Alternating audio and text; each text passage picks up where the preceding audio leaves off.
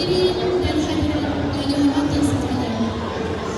Pada hari yang penuh bermakna ini, saya ingin menyampaikan wakaf buat ayahanda, bonda, nenda serta keluarga yang ada di sisi sejak kecil, yang di mana wakaf ini ditulis khas oleh pengantin perempuan iaitu Nur Aminah.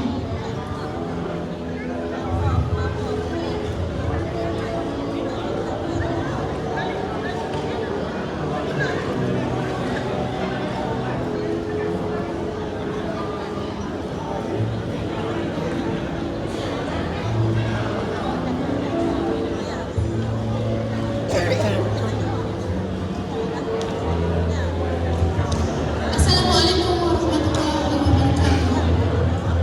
Dengan penuh rasa syukur kepada Allah Subhanahu wa taala, hari ini adik melangkah ke satu fasa baru dalam kehidupan. Di saat yang penuh makna ini, adik ingin merakamkan setinggi-tinggi penghargaan kepada insan-insan yang telah menjaga, membesarkan dan membentuk diri adik hingga ke hari ini. Buat Allahyarham Tok Wan Jamaluddin dan Tok yang adik kasihi, Puan Pisau. Terima kasih atas kasih sayang, didikan dan pengorbanan yang tidak pernah terhitung. Tok dan Tok Wan adalah tempat adik belajar erti hidup, sabar dan kasih.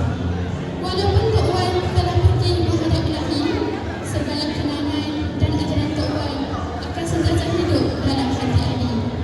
Semoga Allah Subhanahu wa taala mencuci rahmat ke atas Tok Wan dan memulihkan kesihatan serta ketenangan.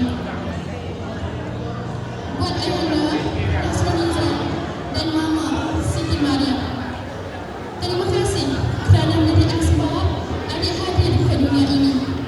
Walaupun perjalanan hidup kita tidak banyak dilalui bersama, adik tetap menghargai dan mendoakan yang terbaik buat kita semua. Buat Pak Jam dan Suna, terima kasih kerana menjadi tempat adik berteduh dan bersandar. Kalian sentiasa ada